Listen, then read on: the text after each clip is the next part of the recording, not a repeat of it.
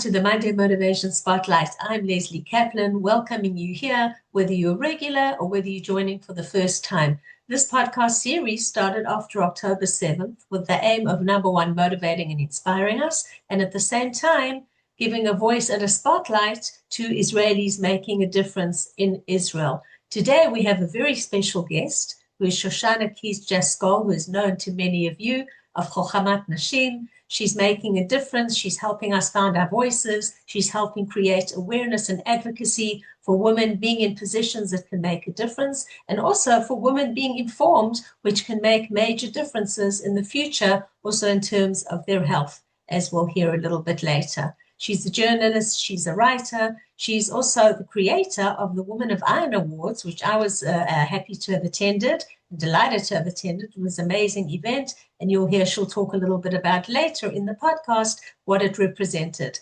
So sit back, enjoy, and let's hear Shoshanna's wise words of wisdom and the difference that she's making on the Israeli scene. Welcome, Shoshanna, to our Monday Motivation Spotlight podcast. I'm delighted to have you here as our guest today. I was a recent attendee of one of your amazing award ceremony, the Women of Iron, which was incredible. I followed a lot of your things on Chochmat Nashim. So before we get into your work, starting what you're doing now, and obviously leading up to it, let's go back a couple of years, many years. Share with us when you made Aliyah. I understand you made it 3 times from New Jersey. Share with us a bit about growing up as a Jew in Chutz La'aretz, out of Israel. What made you decide to make Aliyah, and then the rest will lead into afterwards. Thank you for having me, and thank you for coming to the event. It was beyond all expectations, truly. Okay, I grew up in Lakewood, New Jersey, before it was Brooklyn, which basically means that it was a gorgeous resort. It had been a resort town. It's where Rockefeller had an estate, and people would come for the beautiful pine air, fresh, pine tree air, and beautiful lake and forests, and they would just chill. That's what it used to be. Then the yeshiva was created there actually, and a lot of Jews moved there. But it wasn't only religious Jews. There was a Reform shul, a conservative shul, a modern Orthodox shul, as well as the yeshiva. And I went to the day school where I was taught by the wives of yeshiva students, which all of this I can tell you in retrospect. But back then, I just knew that my teacher wore a wig. I didn't know, like, it was a very big mix of people. If you were a Jew and your parents cared that you had some Jewish background, you went to the Lakewood Hebrew Day School. And so I grew up there, and my grandparents were Holocaust survivors. My mom was actually born in Bolivia. She wasn't even born in the States. My father was born in America.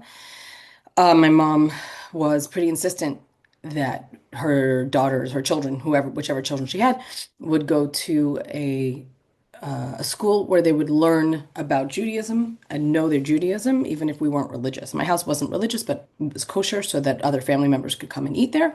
And we were absolutely going to know our heritage, read Hebrew, and know the prayers. My mom insisted on that. So that is how I grew up, I knew lots of different types of Jews, and I knew what the Torah was, and I could find the Parsha and ask the Parsha questions and all of that, but I wasn't at home, I wasn't keeping Shabbat. I would say around 17 years old, my mom said the March of Living started, and my mom's like, I want you to go to Poland. And I'm like, I don't have to go to Poland for. Like, my grandparents, whom I spend half my life with, like, cry most of the day because they're mourning the children that were killed by the Nazis. And, I'm fully aware of what Nazis and Hitler and Poles, and I knew it. Like, I knew everything was in my blood. I didn't need to go. And my mom was like, no, I really want you to go. And so my sister and I went on the March of Living, and it was actually in a Polish Jewish cemetery that was graffitied and destroyed. And I'm like standing there, and I'm like, even when we're dead, like, these Jews are dead. Even when we're dead, they don't leave us alone.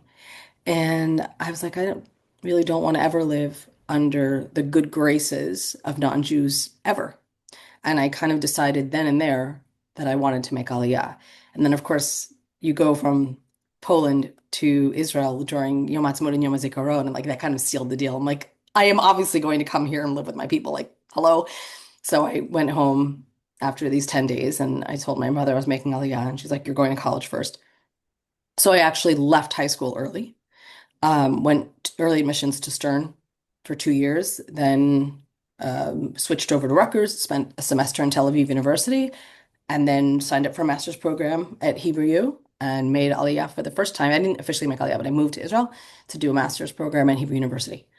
During that, the first class was in Eilat. It was a marine biology course, and that's where I met a guy from New Jersey who insisted I that just we were happen to meant to be from be. New Jersey, but only in Israel, right? Those situations. Yeah, it was on the beach in Eilat that I've met my husband from New Jersey. And I was like, this is not happening.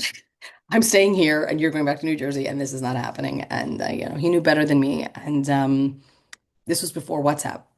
And like there was email, but like we didn't have our own computers, you know. So like I would go to the student center and we would email one another and it was like $1 a minute to call America. We're like racking up hundreds and hundreds of dollars of phone bills. I'm like, I can't talk to you anymore. Like I don't have money for this. And long story short, we got married and we actually officially made Aliyah a year later together in 1998 to Jerusalem. We were here for 2.5 years, had a son, and we had no family here at all. And my husband said, you know, like we're really alone. And the second Intifada had started. And he was like, we need to go back to be with family. We can't raise this kid alone. And so we were in New Jersey for 6 years, 6 years where I had two girls. And I every single day wanted to come back.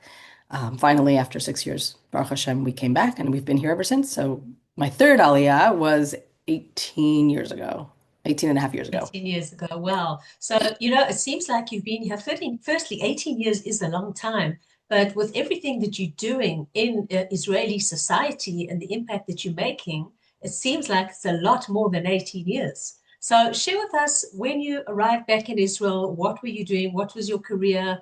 And then flowing into what you do now. Well, this is very, very fitting for any woman who, or any person, I should say, who makes Aliyah and they're like, okay, I want to live here, but I don't know how to function as an Israeli or I think one thing I would tell somebody who's moving here or wants to move here is that you have to be flexible. Like you just have to be flexible and go with the bends in the road and switch your shoes if you need to for whatever's coming down the road, but you can do it as long as you remain flexible.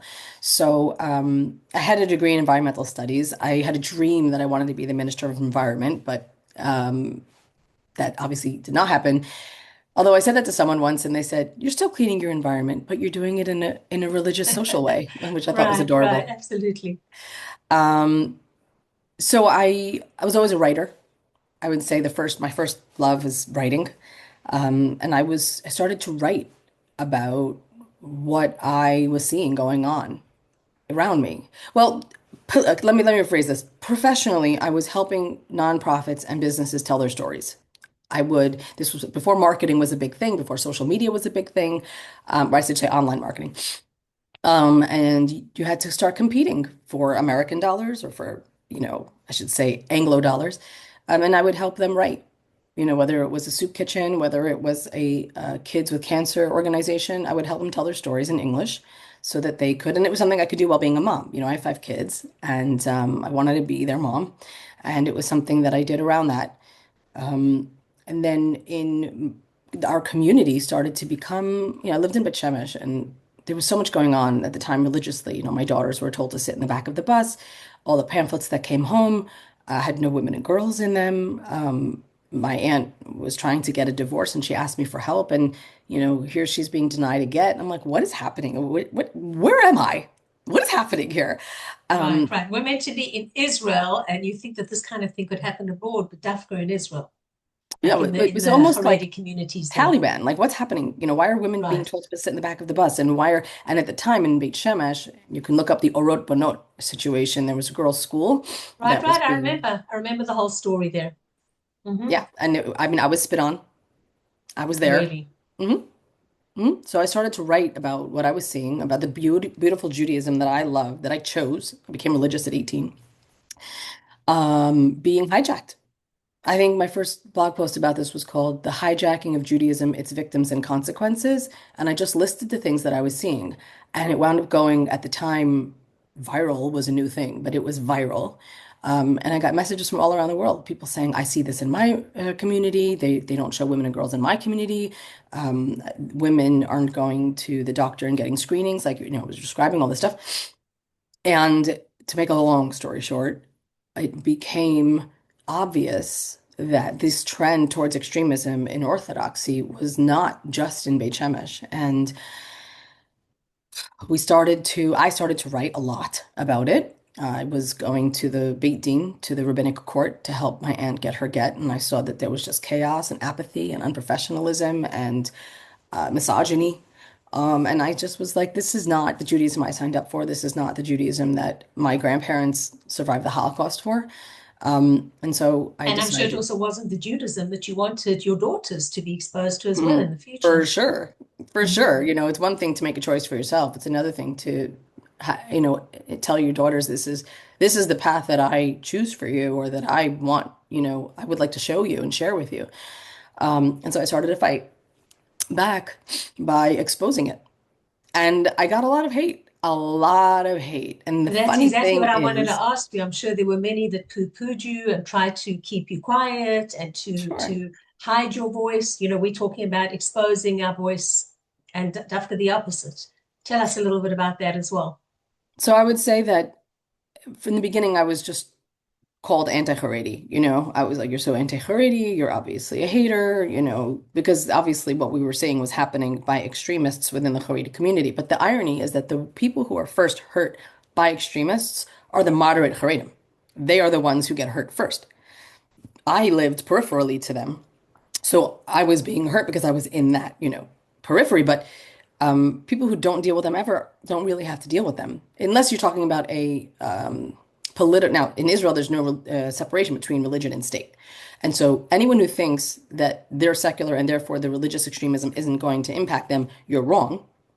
Because in Israel, there's two, and this is not, I'm not getting political. I'm talking about the Knesset situation. Yeah, There are yeah. two parties that don't have women.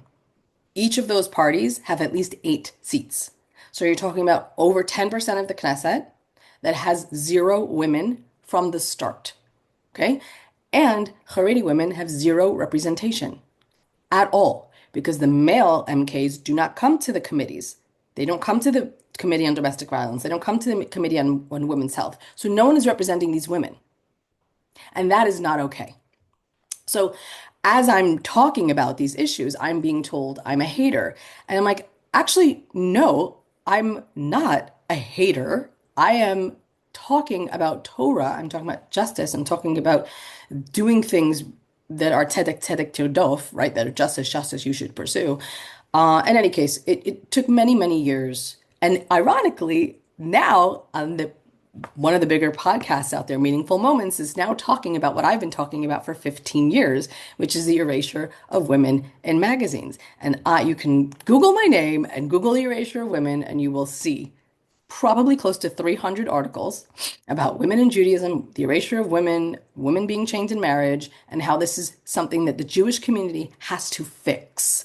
And I'm grateful that they're talking about it. I'm thrilled that they're talking about it. And I hope that if you need any resources, if you need information, come to me or just do this yourself because I've been waiting for this. I have been waiting for Well, this. And listen, the someone more actually, people that talk about it, then the more it of helps course, your whole stance and it gives it more exposure. So you're saying that before you made Aliyah, let's say the third time, and were involved in the communities here, you weren't really exposed to this kind of thing growing up as a child? Or in retrospect, do you remember certain things that you were absolutely exposed not. to? No one would have dared to suggest that a modest picture of a woman was immodest. They would have been laughed at. They would have Yeah. been laughed at. There's a great story about Rav Ovadia Yosef. They made a biography about him and showed it to him. And he says, "Where's my wife? Like, where's the picture of my wife?" And they're like, "Wow, Rav, ze lo tzanua." It's not modest. And he goes, "My wife isn't modest?" Like, what? Right, It's exactly. so So if he absurd. saw the need for it, and so what did they do? They added the picture back or no? I don't know. You know who tells the story? His daughter, Rabbanita Dina Bar Shalom. Interesting. You Well, can find it on she's the a internet. leader She too. tells the She's a big story. leader in the Haredi world and doing amazing things too. Yeah, yeah. But look, it's, I really hope, I have faith. I have faith that the Jewish community will realize that this was a bad mistake. It's okay to make mistakes. It's okay. The tshuva is part of our system. Tshuva is part of our system. And I really have faith that we will come back and be like, this was a bad idea. We're going to do tshuva. I know that it's going to take the community to do so. And that's part of Chochmat Nashim's whole vibe is there's three ways to make change. You can change the law, you can win a court case, or you can make change in the community. Now, as we know, laws are not enforced. It's already illegal not to erase women in this country, and it happens all the time. It's illegal and it happens anyway. There's no enforcement of the law. You can win a court case. So, for example, there's wonderful Haredi women who just won a court case against Shas. Shas is the Haredi Sephardi party, about the fact that they don't have women on their party.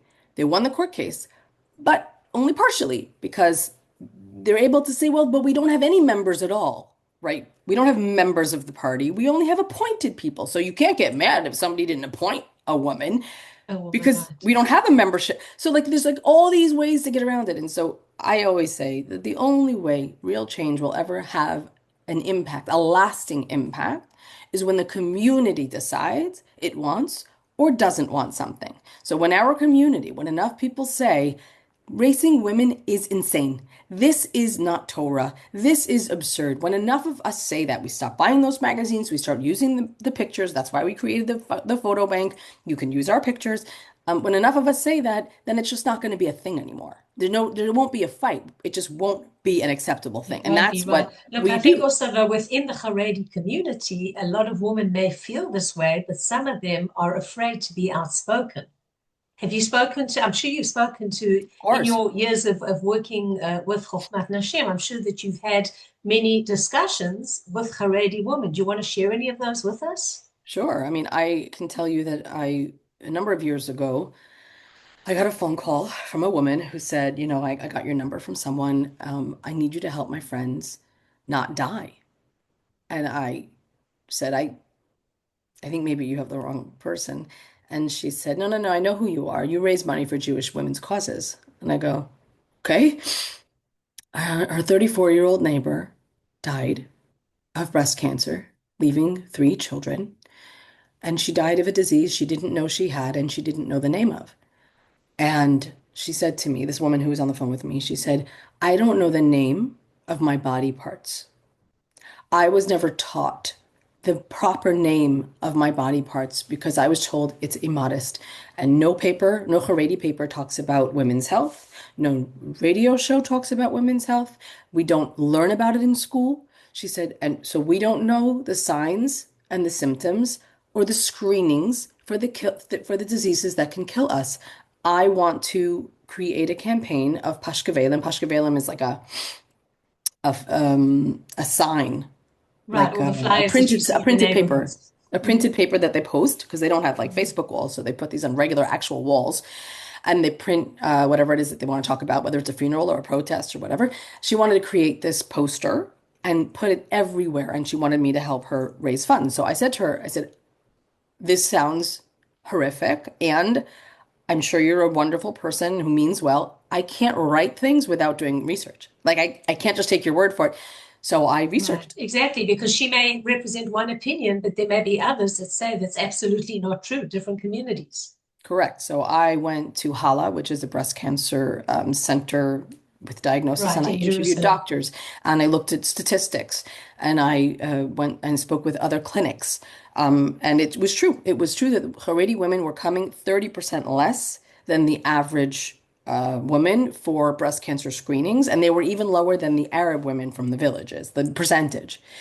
And so once I spoke with, I interviewed, you could read this, it's all online. And once I spoke with doctors who were talking about what they'd actually seen, women who would come in with full-on tumors, who never came in until it was way too late because it was not sanua. It wasn't modest to come and, expose their breasts to the doctor. And a lot of people are like, oh, how do you say these things? That's so extreme. You know what? If you're willing to let women die because you don't want to acknowledge something that's going on, even if it's more extreme than you, then you're the problem. I'm not saying Right. this is Judaism. I'm saying the opposite. I'm saying this Right. is For when things sure. go off the rails. And so we should be fighting about this. So we raised money. I wrote the articles. We raised, $11,000, something ridiculously small. And she put up like 1 million pashkevelim all around the Haredi communities, calling on women, using a Torah phrase, "V'nishmachtem me'od et nafshotechem," which is, you should guard your health very well, very much. We did this for 3 years, and at the third year, we actually got a haskama letter from Rav Asher Weiss, saying that you need to get breast cancer screening. You need to get colon cancer. Like he used colon cancer. He used the Right. He proper wasn't afraid to phrases, say it's as it is. In other words, he wasn't hiding behind a screen. and he used the words breast cancer, colon cancer. Like there's also this taboo of talking about like the machala they call it, which is the disease, which is like if you don't talk about these things, then nobody knows about them. And then the person who needs the information isn't going to get the information. So we did that for 3 years. And then the health clinics actually picked up where we left off and they started to um, advertise directly to the Haredi community, which is fantastic. I mean, that's what we want, right? Like we want them to, and the screening rates did go up. And of course, I was told that I was being, what's it called when you're condescending of Haredi women, acting as if they're stupid. And I'm like, it's so sad that you'd rather come after me than actually look in the eye where things go wrong. But again, the fact that people are talking about this, at least, one of the most popular podcasts, Jewish podcasts, men are talking about at least the erasure of women. I'm really hoping that it moves forward. And I hope that we can look at back and say, yeah, we messed up, but we fixed it.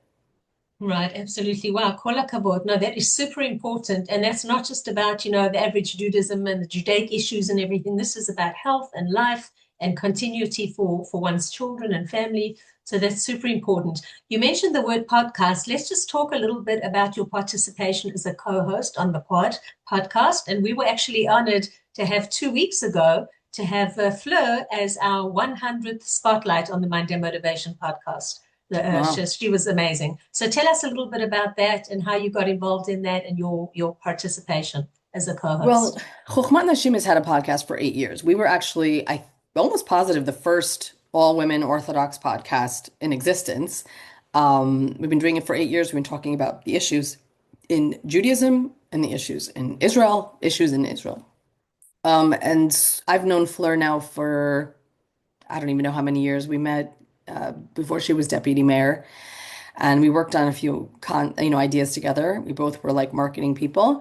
And I love her. She's a real woman's woman. She's somebody who is always supportive of other women. She's a good friend. And she had me on a few times as a guest co-host. And then one day she's like, "Would you like to just be a regular co-host?" I'm like, "Yeah, does bear poop in the woods? Of course I would. And so she, Right. so I love it. I think it's very cathartic. I think the fact that, women are able to give their perspective and not be interrupted is really Right, exactly. important. Not be interrupted, and as we said, like just say it as you want to. We actually were joking that if for somebody is representing the government, then you have to be careful what you say. When you're not representing an official body or the government, you can really say what you want. Yeah. I think that it's the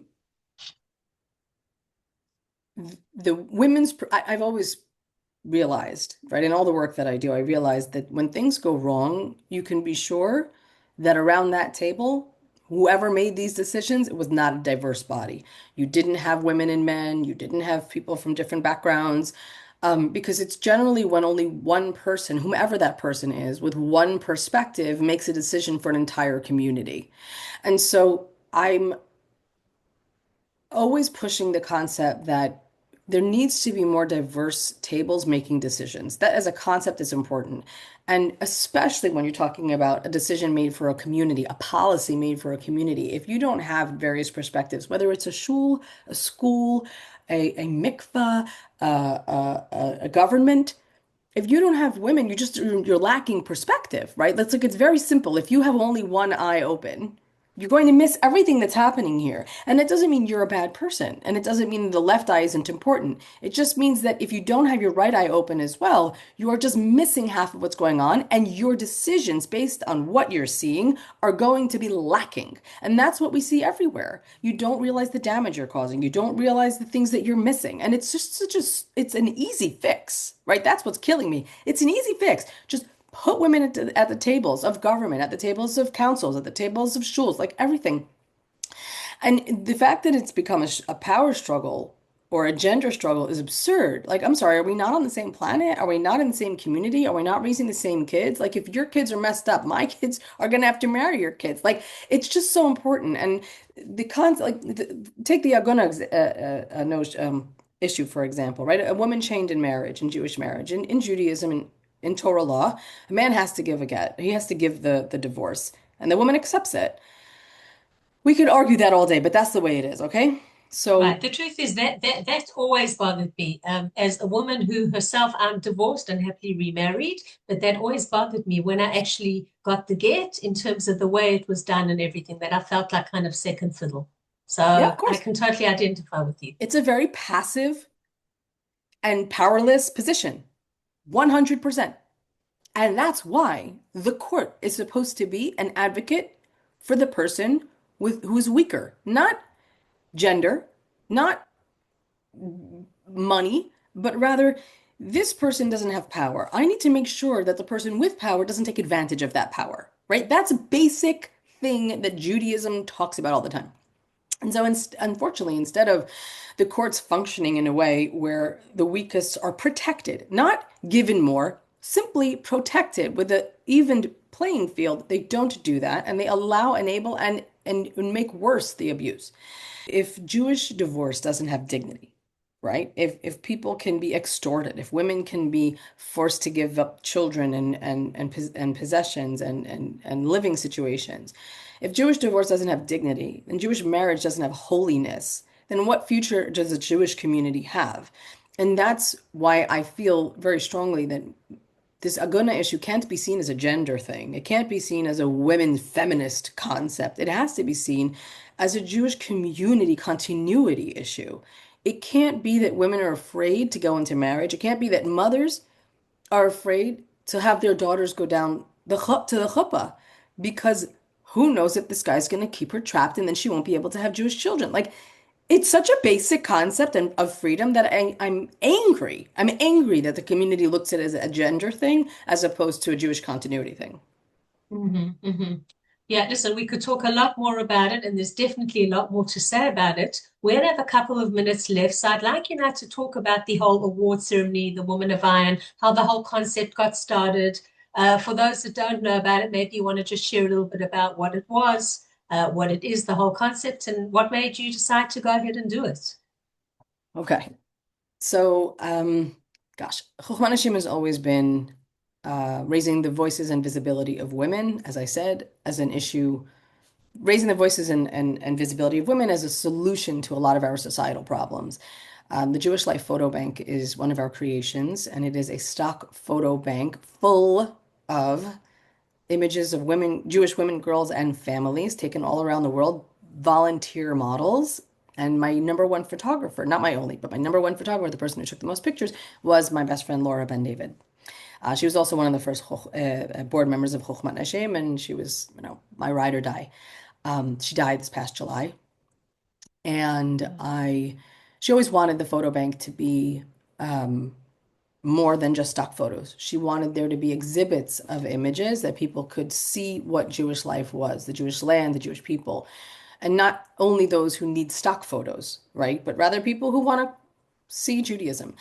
Um, we never got to make that happen. She passed away of ovarian cancer in July, and I was looking for a way to honor her and continue her legacy. And I was sitting with Fleur, actually, and I said, how can I put all these goals together? Like, I know there's a way, but I can't see it. And Fleur, as she does, she's like, well, you're going to honor women, and you're going to take their picture, and you're going to make an award ceremony. And I was like, what? That's such a big project. She's like, we can do it. I'll help you. And that's what Laura used to say all the time. Whenever I had an idea, she'd be like, okay, so let's do it, which is the only way I really got through things. So we started talking about categories of people that we felt should be honored and seen. And we asked other people for nominations and planned the Women of Iron Awards. Because really, October 7th, while it was a combination of arrogance and bad intelligence and ignoring some intelligence for other intelligence. At the end of the day, the Tatspitaniyot, the young women who were at the border, warned over and over and over again, I see things happening, I see things happening, I see things happening, and they were ignored. And so the fact that they were some of the worst hit, they were killed, they were kidnapped, they were held hostage. And I always felt like if this isn't proof of the importance of putting women's perspectives around the table and making sure that the community is safe, I don't know what is. But I didn't want to make an event that was a negative event around Laura. I wanted it to be positive. And so, also, by the way, you should just know people don't like to hear negative things. They don't want to be told what's wrong. It's a tough place to be as an activist. I'll just mention that because Right, right. And I think because there's so much negative around that people are looking for the positive. They're dying to hear the positive. so when you want to say something, this is to my fellow activists out there, when you want to say something, I completely applaud you calling out the bad, and I'm suggesting try to find a way to highlight the good because you'll get more ears that way. Right or wrong, it's just fact. So we said, okay, we're gonna honor the women who have upheld this country for the past 2 years. And there were rescuers, defenders, advocates, activists, people, bereaved mothers and wives, women who were in the Chevra Kadisha and who testified to the sexual violence. So in telling their stories, we do tell Israel's story, but we also honor their work. And we did so with Joshua Fleischer was my photographer and videographer. And we went and we interviewed each woman and took her picture in a place that she felt comfortable. And so the exhibit itself is 18 beautiful images of 18 beautiful women, heroines in their own right, with their bio in Hebrew and English, and a minute video on each woman with her message to the world. And it is a way of showcasing and role modeling the various ways that a woman or a person can serve their community or step into, the shoes of a hero, even when you have zero intention. None of these people had any intention of being heroes. And yet they are. And many women said, no, no, no, not me, somebody else. No, no, no, not me, somebody else. And I had to convince a number of them to accept the award. So the event was a launch of the exhibit itself and the award ceremony. It was amazing. I can't believe almost 300 people came out on a rainy Jerusalem night. Like the Yeah, it room was was packed fabulous. and I I, couldn't I believe it. drove from Netanya and went straight back to Netanya. You should know. Wow. Yeah, I didn't want to miss Wow. it because it was something really special. Why 18, by the way? 18 representing life, Chai? Or was it? I'm sure it wasn't randomly 18. So at first, Fleur goes to me when I come to this with this list. She goes, "It was supposed to be 10, Shoshana." No, sorry. She's like, "It was supposed to be a few women. What are you doing?" I go, "It's so hard to choose. They're all so amazing." And then I said, "You know what? 18's a great number. 18's a great number. I love the fact that it was 18. And the fact is, it was 2 years. You're Right, talking about exactly. a And there are tkufa of two so years. many more that you could have honored, Of course. as we know, that you had to be So selected. many women did amazing things. And there were some people that we asked who really weren't up for it. There were former hostages. Look, Arbel said yes. And at Right, the but end she of the wasn't there day, on the evening. and I had a feeling, I had a feeling just like, how could we expect her to come sit in a room full of 300 people? I understand it. But I'm so grateful that she agreed to be part of it and that she, gave us her picture because she was abroad. So we weren't able to actually take her picture. And I respect that. And I think that's something we all have to remember is that a lot of the people from this war are too traumatized to talk about what's going on or to, be available. And I'm hoping that people will be able the beautiful thing about these women, many beautiful things about these women, but one of the beautiful things about these women is that they're also willing to speak. Almost all of Right. them are And willing I'm to sure it's speak. partial therapy for them as well, like when the hostages talk. Mm, It's sharing for their some, story, but also it could be partial therapy for them. for some of them. So others are just not, they spent 2 years talking. Some of them Shari Mendez spent 2 years talking about the sexual violence. And she said to me, Shoshana, she said, I want you to know I was very close to saying no to you because I can't talk about it right now. I need a break. And I said to her, I hear you. I respect that. And it's so important that your story is out there. I won't bother you after this. If I can come and interview you one time, you won't have to say it again. And she agreed. Right. And And I actually, understand her. Shari, and if you're listening to this, Shari is going to be a future guest of ours on the Monday Motivation Spotlight. We already discussed it. So Amazing. she does incredible work. Amazing. Yeah, these women are amazing. And look, there's already demand across the world for the exhibit and for the women to come and speak. What I'm currently seeking is sponsors because I am overwhelmed with the requests. I'm overwhelmed. They want pamphlets. I'm like, I can't do all of this by myself. I have a small team. And there are people who in London who want it, and it's amazing to me. I'm thrilled that people Right. want So, the exhibit. on that note, because we could talk for so much longer, share with us just your parting words. Shoshana, moving forward in the future, Chochmat Nashim, Woman of Iron, what you need from us, how we can assist, how people can volunteer, donate, anything that you require that we can be of assistance with.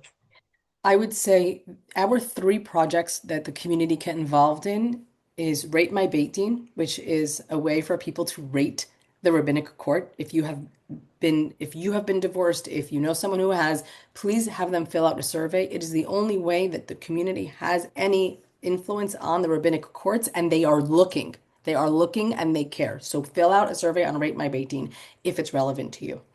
Number two, use the images in the Jewish Life Photo Bank. They are available for download if you have a business, media, a shul bulletin, anything. Use the pictures. The more we normalize putting women in images, the faster we'll do tshuva for this horrific concept of erasing women.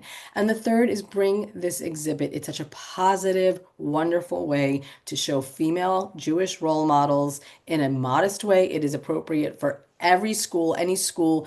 Their stories are there. It's first of all, it's online, so you can go to jewishlifephotos.com/women of iron and see it online, and you can bring it to your community. And yes, you can donate and help us do all the things that we do. Please at chochmatnashim.org.